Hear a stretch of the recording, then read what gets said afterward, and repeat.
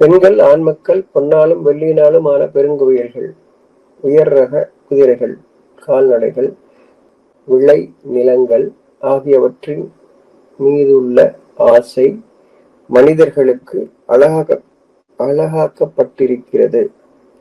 எதெல்லாம் மனிதனுக்கு அழகாக்கப்பட்டுள்ளது? மனிதன் மனிதன் சொல்லும்போது ஆணும் பெண் 2 பேரும் சேர்ந்ததான் அழகாக்கப்பட்டிருக்கிறது. இவையெல்லாம் உலக வாழ்வின் அற்ப பொருள்கள். அழகாக்கப்பட்டிருக்கிறது, அற்ப பொருள்கள் 2 சொல்றேன். இவையெல்லாம் உலக வாழ்வின் அற்ப பொருள்களாகும். 2 விஷயம் இங்க சொல்றான்.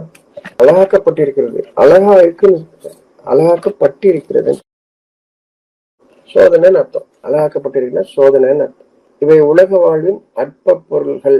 அற்ப பொருள்கள் உங்களுக்கு அழகாக்கப்பட்டிருக்கிறது. அழகானவை படைக்கப்பட்டிருக்கு, அழகாக்கப்பட்டவை உங்களுக்கு சோதனை. அவை அற்ப பொருள். ஆனால் அவனிடத்திலோ அல்லாஹ் அவனிடத்திலோ அழகான மேலும் தலம் உண்டு, நாம் அறியாதது. மேலும் தலம் நாம் வாழும் இடம். அப்படி அழகாக்கப்பட்டவன் மீது இருக்கணும்னா மோகங்கள் இருக்கலாம். மோகம், ஆசை, அதாவது நிலை தெரியவில்லை, என்னுடைய நிலை எனக்கு தெரியவில்லை, போதையில் இருக்கின்றேன், அது எனக்கு போதையாக இருக்கு. இது எல்லாம் பயன்படுத்துவதில்லை, பெருமை கொண்டு மட்டும் வச்சிருக்கு. அது எனக்கு பெருமை.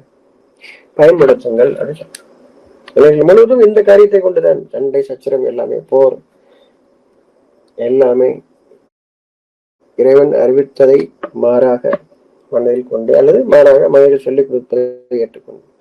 மனுஷங்க தானே சொல்லுவாங்க, ஆமா சொல்றது சரியா சொல்றாங்களா, இவங்க நல்லது சொல்றவங்க தானா அப்படின்றது விளங்கிக்காம தங்கள் மக்களை அறிவதை போன்று அறிந்து கொள்ளாமல் அந்த அளவுக்கு அவளை பற்றி தெரிஞ்சுக்கிட்டு அவங்க சொல்றது சரிதானா அப்படின்னு விளங்கி கொண்டு செய்யாமல் அவர்கள் வாழும் பொழுது அவர்கள் போதையில் இருக்கிறார்கள். அதாவது கால் தரையில இல்லை, கடல்ல தத்தளிக்கிற மாதிரி இல்லையா. அப்போ அறிவிக்கின்றால் அது அற்ப பொருள்கள், உங்களுக்கு பயன் தராததெல்லாம் அற்பம், பயன் தராது. வச்சிருக்கீங்க, நிறைய வச்சிருக்கீங்க, ஆனால் அது அற்பம். கொஞ்சமா இருக்குன்னு அர்த்தம் இல்லை. அற்பம் சொல்லும் போது அது உங்களுக்கு இப்ப பயன் தராது. ஏன்னா நீங்கள் பயன் தராம தான் வச்சிட்டு இருக்கீங்க. ஆனால் அவனிடத்திலோ அல்லாஹ் அவனிடத்திலோ அழகான மீளும் தலம், அங்க நீங்க உங்க கால் தரையில இருக்கும். அதாவது பெருமை கொண்டவர்களாக நீங்கள் இருக்க மாட்டீர்கள். அவன் படைத்த யாவையும் நீங்கள் பயன்படுத்துவீர்கள், பெருமை கொண்டவர்களாக இல்லை.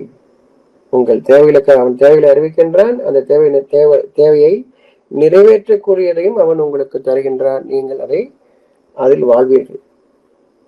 வச்சுக்கிட்டு அதை பார்த்துட்டே இருக்க மாட்டேன், அதை நீங்கள் பயன்படுத்துவீர்கள். அழகானது வேறு, அழகாக்கப்பட்டது வேறு.